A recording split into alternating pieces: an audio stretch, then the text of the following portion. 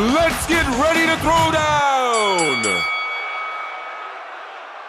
Welcome to the show, everybody. Sales Throwdown. We are back. Clint is reading a bunch of books in preparation for this episode. What are you reading there, Clint? Everything, man. Everything to do with selling. Same.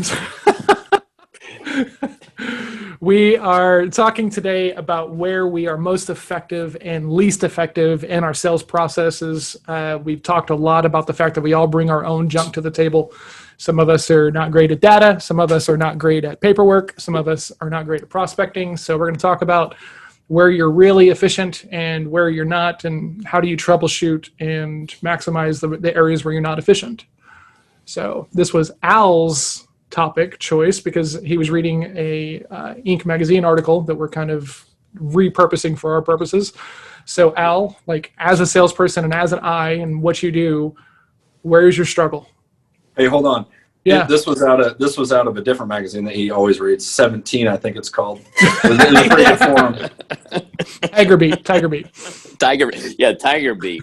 No. I guess when you say where am I least effective, I'd like to start with the reason, and of it course definitely you want to start with the good stuff. Okay, let's go. Well, no, the article was more about, answer these two questions to determine how likable you are, right?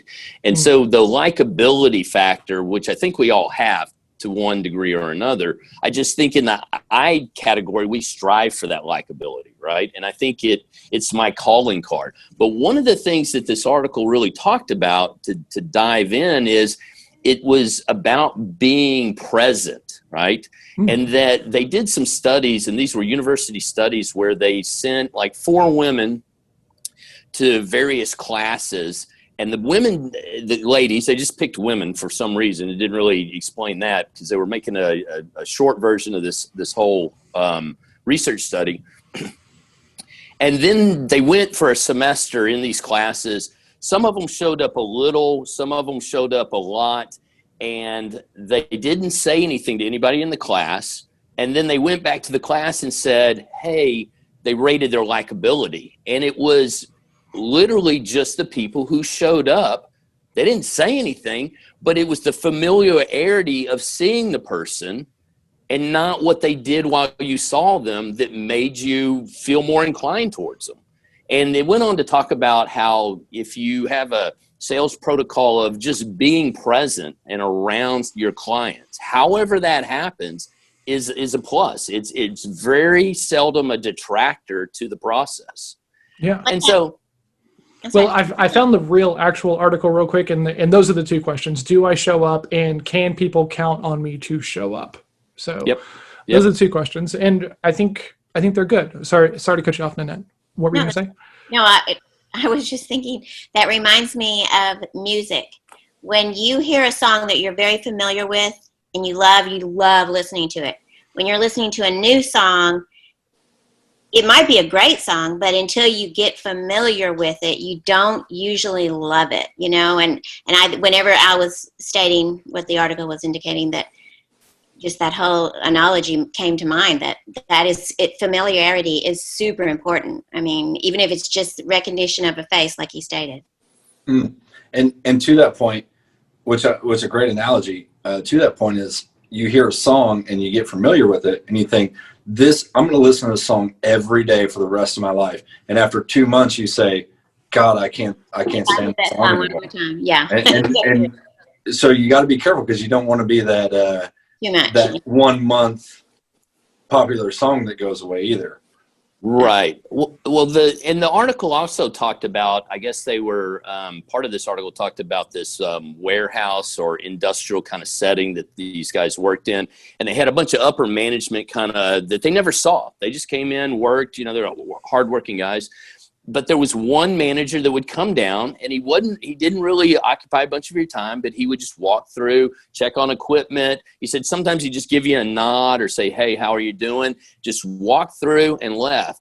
And it talked about how popular he was. He didn't do anything extraordinary, except he showed up. And it wasn't like an appointment where he had to be there like, oh, I got to go check on the crew. He would just make a habit of walking through the plant And I'm sure, Clint, you can speak to that about, these guys that show up just to kind of do a walkthrough and not to criticize anything, not to even tell you how good you're doing, just to see you see their face, and boom, out the door you go. So it's a good little article. Yeah, it's super easy to challenge the guy that you know everything about, right? The guy that comes in and tells you all his goods, his bads, his ups, his downs. It's really hard to eventually, in a month's time, you start to assemble, how do I beat this guy? Even though it's not a competition, or he didn't mean it to be. He's just trying to be friendly, right? But the guy that's silent, shows up on time, walks by you, how's it going, and keeps to himself, that guy's a mystery, right? Which makes him likable for whatever reason to humanity. We like a mystery. We like people that we just don't know everything about. And the moment, that's kind of like that, that popular song. After a while, when you know everything about it, you know every beat, every word, it gets old, and you're just ready to move on to a new mystery. So, silence is golden. I mean, in sales and personality, because it's so hard for most of us to stay silent, right? We want to fill the air. And in sales, it's used. In making new friends, it's big, right? Just be interested in what is going on and not be the center of attention all the time. Like, there's a lot of good talking points out of that. Oh, absolutely. Well, so like in my world, where I see this the most is in networking, right? You have someone who joins the group, and they're supposed to be there weekly, right? Very, very recurring. They're supposed to be close-knit groups, and they don't show up with like any kind of regularity. But you notice that these people show up whenever they have something to promote, or a big ask, or business is low. So now they're back on the grind and prospecting and stuff like this. And when you build that persona, right, in these groups, everybody knows it, right? Because like everyone has been burned by the networking connection that doesn't actually show up when whenever they need them to. So do people count on you to show up, right? I mean, if you're networking, yeah, especially if it's like a group and you're trying to grow the group and things like that. Yeah. But I think it is even easier than that, John, if you're always around, right, in a quiet way, like Clint said. So you've got the familiarity of, I know that guy, I don't know him, but I know he's always here, right? And I'm always here. So now you've got this commonality just by being in the same room for the same event. And then it just now becomes, don't blow that. Okay, guys, listen to this. There's the starting point. Don't blow that by being the guy that John just spoke about, or being offensive or trying to occupy other people's time. It's about finding those right little avenues where either it's you're at the bar or whatever, or it's like a networking. Hey, what do you do? Open with a question, not a, hey, here's what I do. Yeah. So it's funny because as a very dominant on the DISC spectrum personality, the first thing that you want to do as a leader or a salesperson is you want to come in and dominate every conversation that there is. And you want to show everybody that you're the best and I'm the greatest. But the problem is you just made enemies and you didn't even need to do it, right? So you come in and you say, I'm the best there is. Well, now because you said that statement, just that, now somebody has to prove that you're not, right?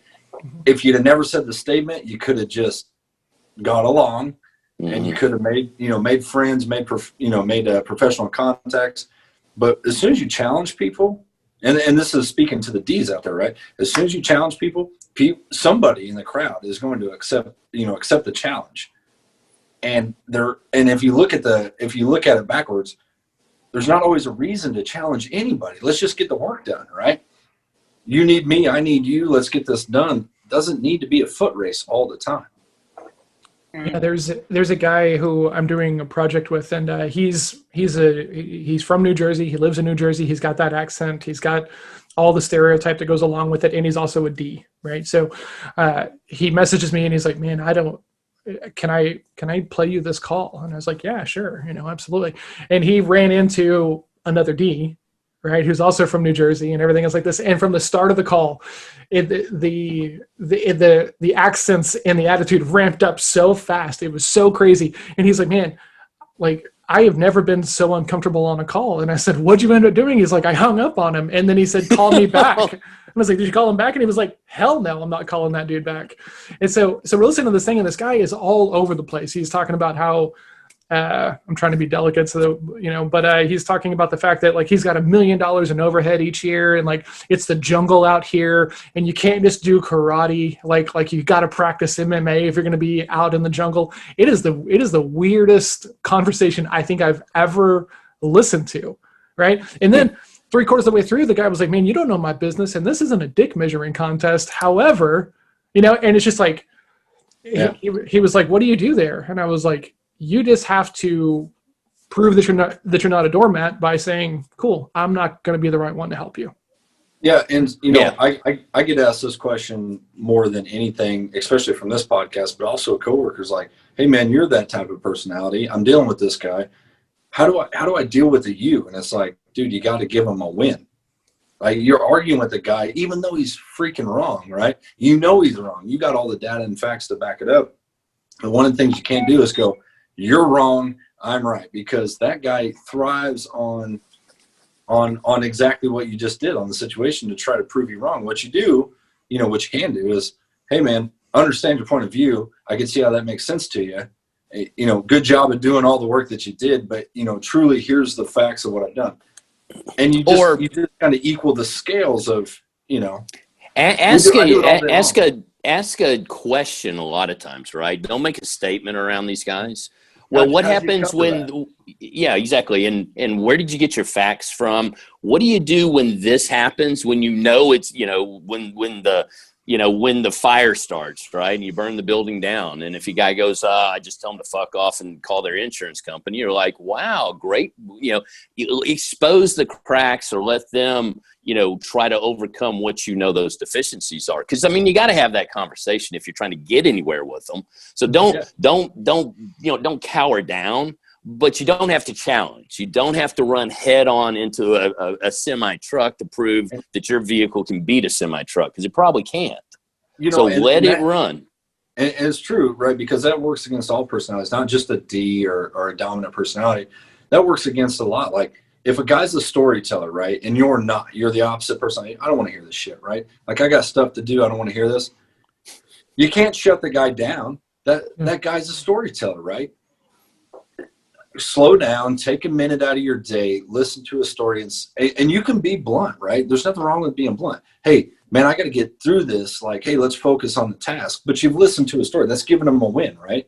If a Nanette, if you're faced with a Nanette who's an S and she's talking about compassion and love and all this stuff, and you don't believe in any of that stuff, you say, hey, okay, I see where you're coming from. That's great. That probably feels good. Let's move on about our business. That's giving people wins, right? And you don't have to do it. It just smooths it out a little bit better for you. Yeah, like today, I was sending an email to something that a new task I have is calling on lawyers. And so you go into the office and you can't talk to I can't talk to the person I need to talk to. So they said, but email them. And I'm like, cool. So I send out an email and I'm thinking, let's make this really short, really concise, and end it with they don't have to, but you want a response from them. You're not just sending out information. And I was thinking, even after I type it, I go, okay, now go back, read it, just the fewer words you use. I say it all the time, and you said it earlier. I think the fewer words you use, less pomp and circumstance. I just think it's more effective. I think that goes along with everything y'all have been talking about. And so I think it's important when you're in front of someone, and I think it's important when you're sending out emails or any kind of verbal. It needs to be really concise and not just throwing up on people. People don't like that. I don't care if you're a D, I, S, or C, people don't want a ton of information thrown at them, I want all the information, honestly, right? But it's funny because I will write these emails and then I'm like, okay, cool, I need a break from this. And then I'll look back and I'm like, okay, who am I writing this to? And we've talked about this. I kind of think about you guys, right? Okay, cool, I think this person's a D. If I sent this to Clint, is he going to read it? Nope. How do I make Clint read this thing, Yeah. And it's funny because I will write what I think is a very short, succinct email. And then I look at it and I'm like, no one else other than me is going to read this whole thing top to bottom. So let's like email is not the place to do much other than like try to move something forward, right? Yeah. But there's so many people who want to just like thrive in that email, right? Oh, I'll follow up via email. No, you're not, because I mean, everybody gets so much email, right? Like, I mean, Yeah. it's mountains of it. So like, if you're willingly putting yourself back into that fight, you're creating a gap for no really great reason in your sales process. Yeah, and it's kind of funny you say that, because I notice a lot. One of the things that I've been doing recently, and it's worked really well for me, is, I think Al might have mentioned it earlier, is ask questions, right? I have now asked more questions about, what do you want to see from me going forward, right? And that's not a natural question for me. I've never asked that, right? I assume I know what you're talking about, because I am me and you're you and you're down here and I'm up here. So I assume I know everything, right? That's a pretty deep thought process. So now that I've asked, like, hey, what do you truly expect to get out of what you've asked me to do? When do you need it? What do you want to see? That makes the email chain going back after that so easy. You've told me everything you want to see, right? So if you want data and facts, you told me, here's your data and facts. If you just want hey, I just need a number. I don't care about the data. You're the professional. I give you a number, right? Mm-hmm. But we've had some sort of conversation. Asking questions is huge. Yeah, absolutely. Why? So because this is really funny, and we've kind of been talking about this like not on the show, but why is it so hard for you to? Is it hard for you to want to ask that question, or is it as hard to build a habit around asking that question consistently so you're not making assumptions? No, I think that I just automatically, my brain triggers to saying, I know what's best, right? Mm-hmm. I know what's best for everybody. So when you tell me, hey, Clint, I need you to bid this job, I assume everything, the way that I'm going to do it is exactly what you want, because I'm smarter than you.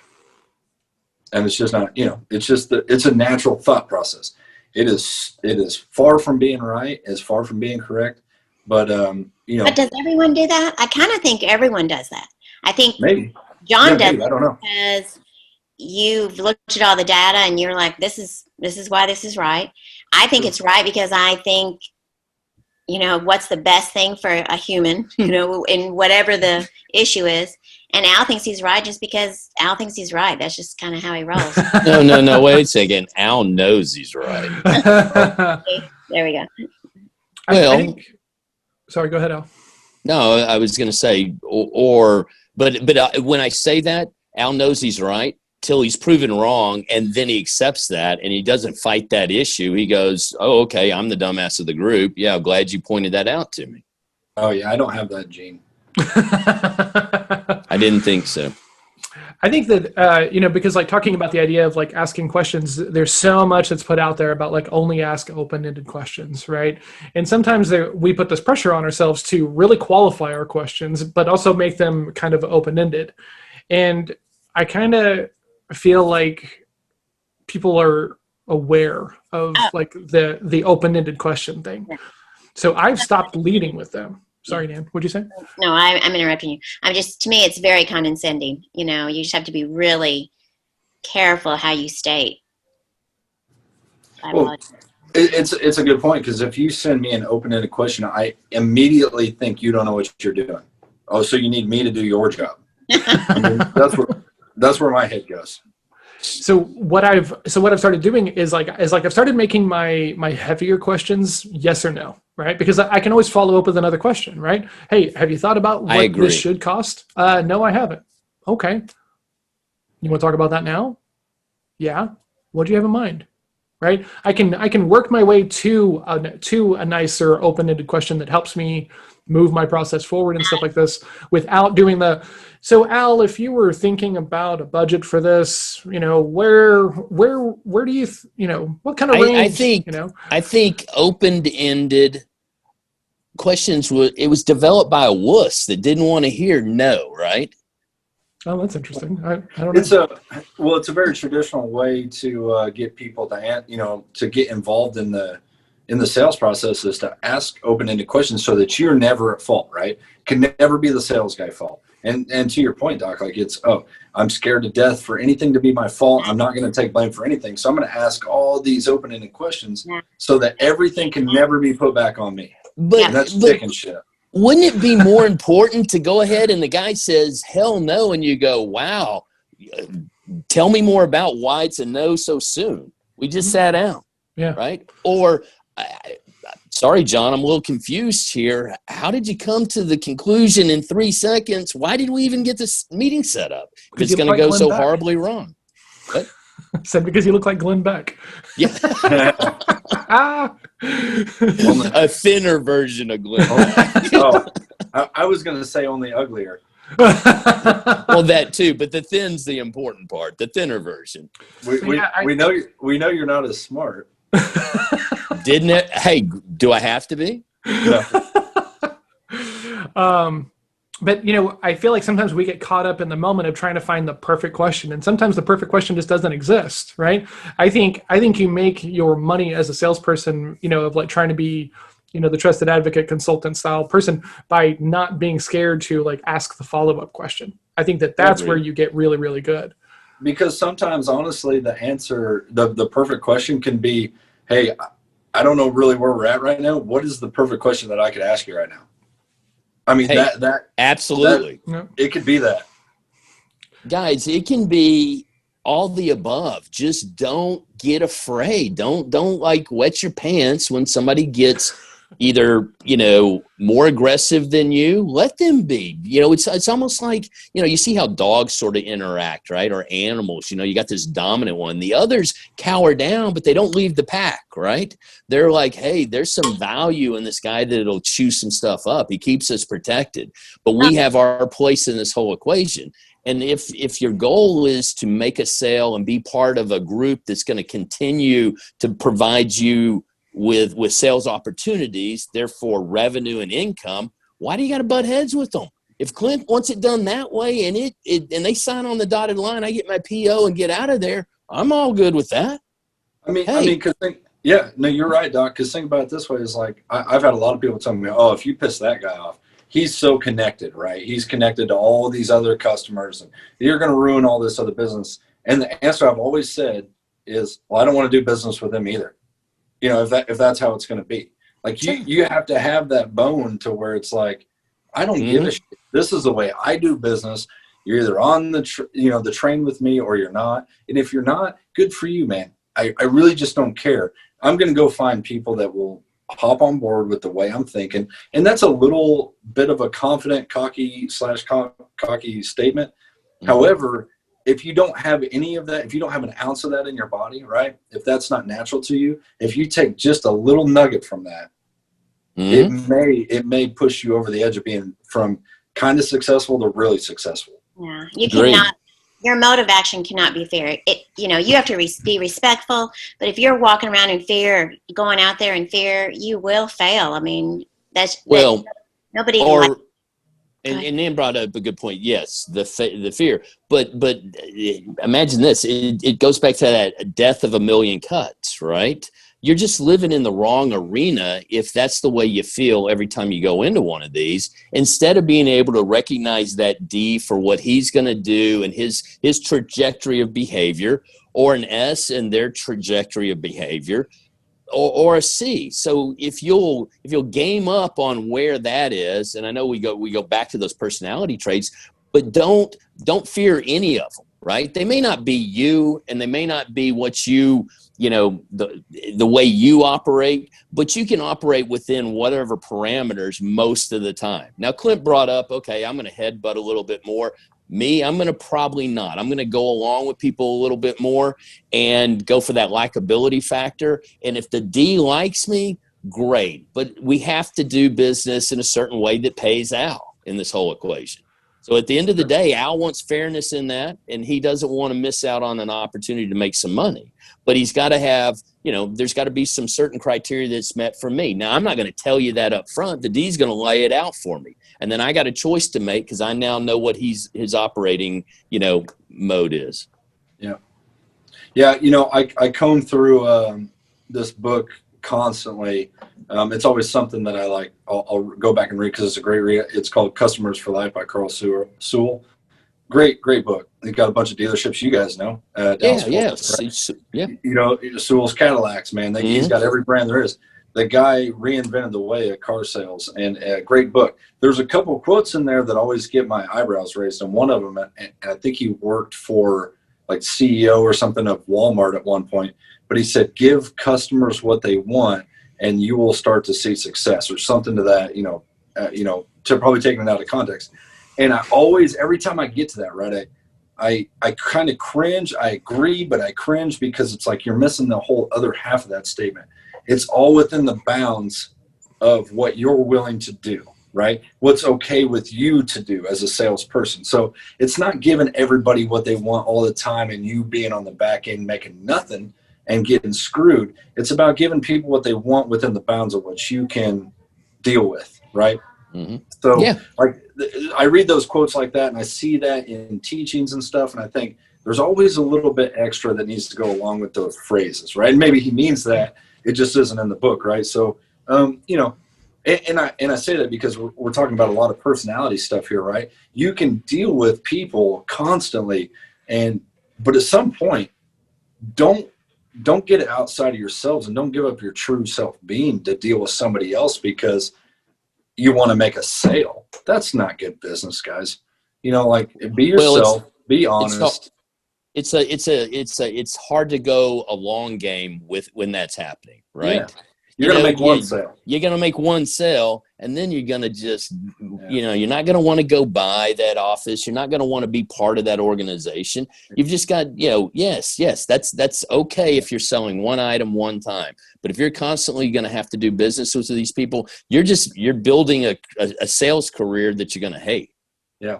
It's one thing to say, it's one thing to be the guy on the back end where everybody else is talking about you. Oh yeah, I totally raped that sales guy, got everything for free off that guy because he made a shitty deal and I took advantage of him, versus being the guy that says, oh yeah, I took advantage of that guy. And I say, hey, I sold you 35 projects. Yeah, I took them for nothing, but I did 30 of them. Therefore I made a lot of money off of you. So, go F yourself. So there's different tactics there of, it's all about what you're willing to deal with. Right. And it's your own self that has to be good with it. Sure. Yeah. So I was catching up with she is a leadership coach, does these things. And because of COVID, she did mostly like in-person boot camps and speaking on stages and stuff like this. And so she's had to pivot her whole business because of all this, right? Because no one's doing in-person events. And we were just kind of talking about some projects, that she had going on, and told me about a big one. I was like, that's so huge. And she's like, yeah, but I didn't really get it at the rate I wanted it to.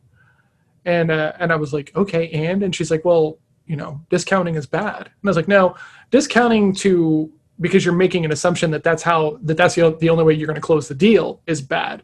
When you're discounting because they said, hey, we can't afford this, can you do less? And you come to a decision mutually that benefits both of you, right? Because you get some business and they get, some of your expertise, that's a win, right? As long as you're not doing it because you're hoping that's what's going to close the deal. Like hope is not a sales strategy. So we kind of talked through that, and it was so funny. She was like, and it's like felt better. So much of the stuff that we hear and we see and we, get from our feeds and everything else like this is like painted as like these very black or white, situations, and there's nothing there in the middle. And as a C, I love black and white stuff, and I'm always looking for magic bullets, and I'm looking for universal fits because, I want the most efficient way to do everything. I mean, that hurt me for so long, like trying to find the perfect question, the perfect way to respond to this and everything else like that. It's so hard to be perfect in that moment, right? But if you can take a lesson that you learn and improve on before you have to go through that thing again, that's the right frame for me now, right? Because that allows me to mess up and make mistakes and, not beat myself to death every time I stutter or have a pause or, misword a question. The thing is I truly believe there is no perfect question. There is just no perfect question for everybody out there. However, being perfect is asking a question. I believe that, right? Just asking something is better than asking the perfect one and getting it wrong. So just go for it. And if you're if you're worried about your question creating a problem in the sales process, use a warm them up to it. I'm not sure how you're going to take this. I have some concerns about asking you this would be, and work that before you just drop the question. Yeah. So, I understand sometimes you're like, oh, I feel like this might be a make or break. Well, if that is, then slow down a minute. And Clint, is it okay? I'm a little confused. Is it okay if I ask you a question that I may not like the answer, but I feel really compelled that I have to ask it? Well, now you're feeling kind of sorry for me, aren't you? You're probably not going to rip More than my usual, head off. Clint. Yeah. I figured I might as well pick Clint. He's going to tell you. He was the candidate to try that on. Well, just earlier this week, I had actually talked to a customer and said, hey, before we, kind of close this deal down, stuff that you talked about that you wanted actually costs a little bit more than what you're willing to write me a contract for. I'd love to sit down and talk to you about it, but I'm not willing to take this job at that price with all the stuff that you're now wanting. And they, sweating bullets, just like, oh man, okay, we'll come over and let's talk about it. Because in their mind, the deal's done. But then after the deal's done, they hand me all this stuff that they want on top of the bid, which that's not fair for anybody, right? It's fair if I provide it and you pay me. And, that's where that money conversation gets really scary for a lot of people. And they just back out and say, you know what, I'll eat it. Screw it. And so we went, and I was talking to the guy, and he's like, all right, so lay it out, man. What do we got? And I said, look, it's $2,000 for this. It's an extra $3,200 for this. It's an extra $3,000 for that. And he's like, oh, okay. What else? And I said, no, that's it. He said, oh, that's it? And I said, yeah. He's like, oh, put that in. He looked at his secretary like, hey, put that shit in there and let's get this deal done. And he was like, that's what we had this meeting about? I'm like, yeah, man, that was important to me, right? And to him, in his mind, that was nothing. It's peanuts. Just write it in there. Let's get this thing done. But had you not built that up a certain way, had you just walked in there and said, I'm not signing this deal until you give me an extra $12,000, well, that conversation goes a lot different ways, right? Or Agreed. if you just make the assumption that they're going to be okay with the $12,000 because of how or- far and how deep you right. are in the process. Or on the flip side, you assume that you're just going to have to eat those costs because you don't want to confront the issue. Exactly, right? So it goes both ways, right? Absolutely. And no risk, no reward. If you don't put it out there, then you're the sucker. You're the guy that took the bad deal and made the bad deal. This guy was oblivious to the fact that it was turning south on him because he was putting add-ons on there. Yep. So you brought it to his attention. Then it was a non-event, and move on. Here's what I have found out, at least in my industry, and maybe it's because the dollar values are a little bit bigger on contracts, right? That it's easier to. Dude, I'm willing to lose this job for $30,000. However, the guy that needs the services that can't go forward with his project is willing to lose not, let's say, $3 million. He's willing to learn maybe $300 million because now his entire project, his entire building doesn't get built because we're not willing to come to terms with $30,000, right? So it's a lot bigger deal for him not getting the project done. But it's an equally big deal for me to say, hey, I can't just eat $30,000. Like, this is a big deal, right? So you gotta know that, one, you gotta be willing to walk away from a project to lose money on. I truly believe that. If you're gonna lose money, you're gonna do this job for free. I don't care how many bones they say they're gonna throw to you down the road. Until I have contracts on all 12 of those you say what I'm gonna get, let's negotiate this one right the first time and make money on it. Look, if I make money, you make money. That's always been the case in my business. It's always how it goes. When I win, you win, right? When I lose, it's miserable, right? Because I don't have the manpower. I don't have the money. I can't convince my accountants to go put 6 more people on it. We don't have the payroll, right? So, you got to be able to walk away from what seem to be good deals and just don't eat it. It's just not fair to anybody. Nan, I'm curious, as the S personality type, we've all kind of got our hard line stances about things that we're going to drop and walk away from. Is that harder for you because of the relationships involved, or is it pretty easy for you to kind of stand your ground because of all the work you put into the relationship? Well, it is just time. How much time have I invested in a project?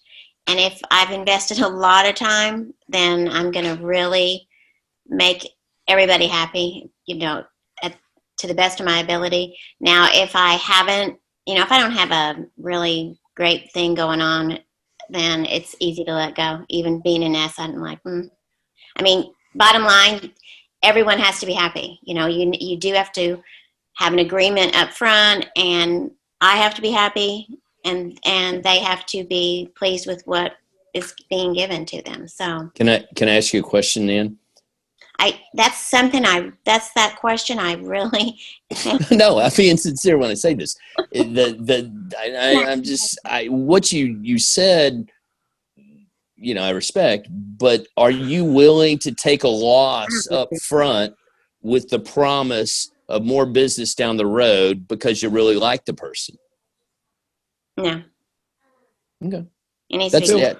And you said something that I have a question about. You talked about when you invested a lot of time. Don't ask it that way, John. You cannot ask her to ask her a question. Okay. So, Nan, when you hit that threshold of I've invested so much time, I got to make this deal happen. Like, are you aware of that, or is it just kind of one of those things that like you notice afterwards? Man, I made some bad decisions here. I didn't follow my process because I was too invested emotionally in trying to get this deal done. Well, I think that reminds me of what Clint said. I mean, I think. Well, he didn't say it. He actually did it. And forgive me if this is rude, Clint, but That's typical. The whole church thing. I think you get into it enough that I hope he's not getting mad at me, but I think you get to a point where you're like, man, I'm not giving up. I have a lot invested in this, and I can see how this is going to turn out well. If I believe, I don't know, but I think Clint doesn't do something such as that if he feels like there's going to be any chance of failure. I mean, you just know when you know. I think I'm really intuitive to know when something's going to bode well and not. But I would say, and I'm probably speaking a little bit because I don't truly understand everything about an S as you do, man, because you are one, right? So it's hard for me to make this snap judgment.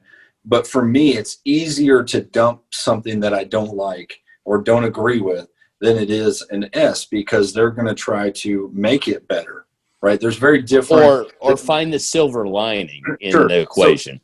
So that's the split, right? And it just so happens me and Nan right now on the split screen of Zoom are on the opposite corners of my screen, right? And to go from corner to corner, that's a very big difference, right? Is that I look at a failing thing and I say, I'm out, move on to the next successful thing. Whereas I think Nan would look at that and like, oh, I need to rehabilitate this. I want to try to grow this. And I'm not saying you'll do that all the time, or any S will do that all the time. It's just easier naturally for me to dump it and you to want to coddle it. And they're both not right and they're both not wrong. Certain situations call for each personality, right? There's so many situations. And as a matter of fact, with the church job that we talked about many times on this podcast that's finally done today, I had to channel so much inner S that I didn't even know I had to make this deal work, right? Because on paper, I should have hopped right around it. I should have moved on. It was a loser. It was gone. But knowing what I know about personalities and knowing what I know about the people behind the other side of the table, man, personalities are everything, right? And we work through it. I'm so glad you said that, because that is a very valid and important point. It is very evident in my life that I've always been an S, but I've noticed the older I get, and I'm getting up there, man, and I'm seeing D coming. I'm like, man, I'm starting to get not as nice as I mean, I'm not saying I'm not, but I do see me being a little more D sometimes.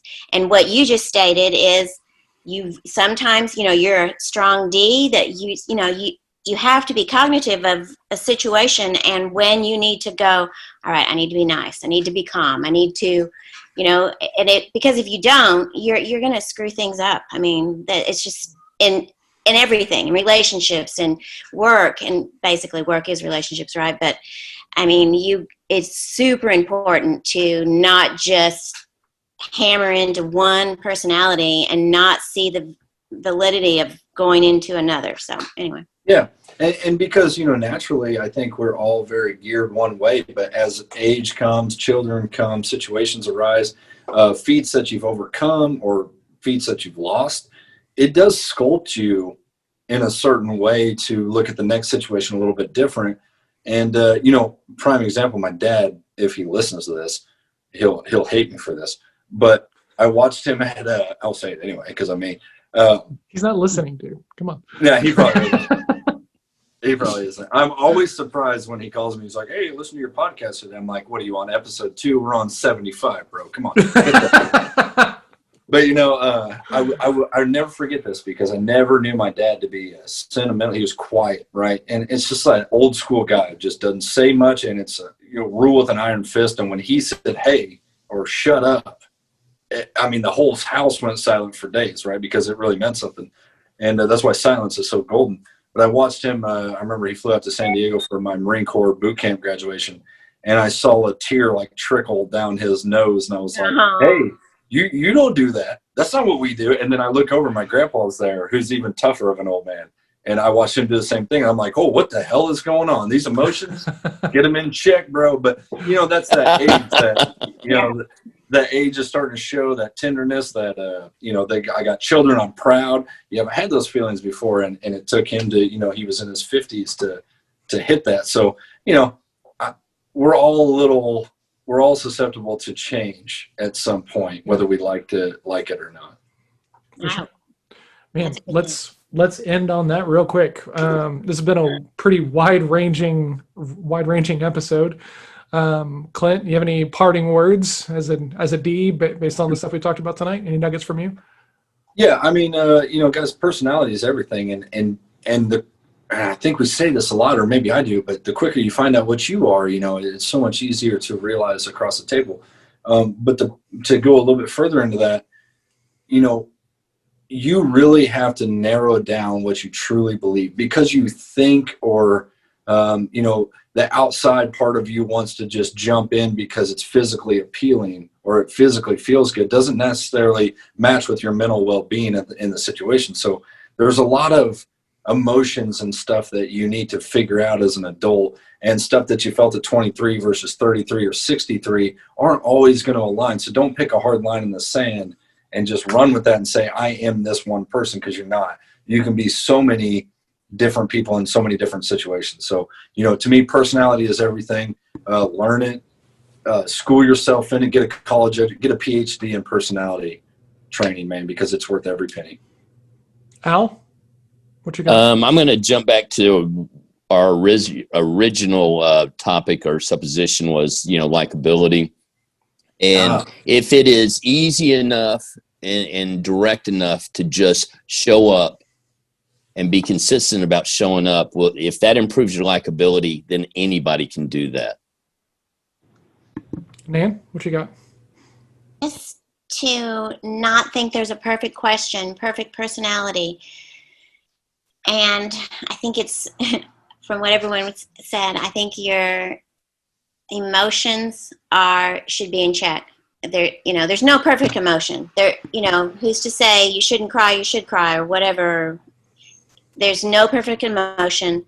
Just figure out what the best way to handle every situation is. And that's really broad, but I think it kind of goes with what we've all spoken about. Yeah. So for the C's out there, I've spent a lot of time trying to be likable through other people's lenses, right? Whenever I was working with Al and Nan, and I would be in the halls, because that was the thing, Al always told me, like, hey, just be a fixture in the back halls of these things, be a fixture in the office. And eventually, right, when you put in enough time and you're yourself, and it was funny because whenever Al and I were talking about working together, he was like, man, you have some really cool things that make you unique, that'll make you easier to have conversations with these people.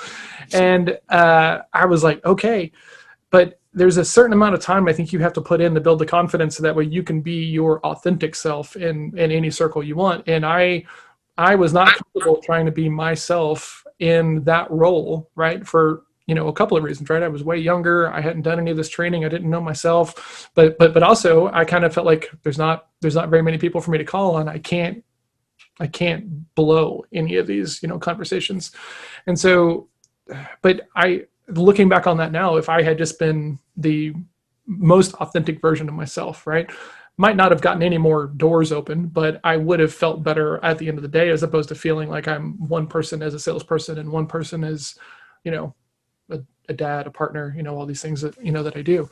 So, it's worth putting in the time so that way you can be yourself. And I think a lot of that starts with being self-aware. It's not enough that you can point out somebody else's D-ness or I-ness or, whatever it is. You have to know, how is that person going to view the things that I want to talk about from their lens, right? And that only happens when you spend enough time to really understand how you come across to the other four corners.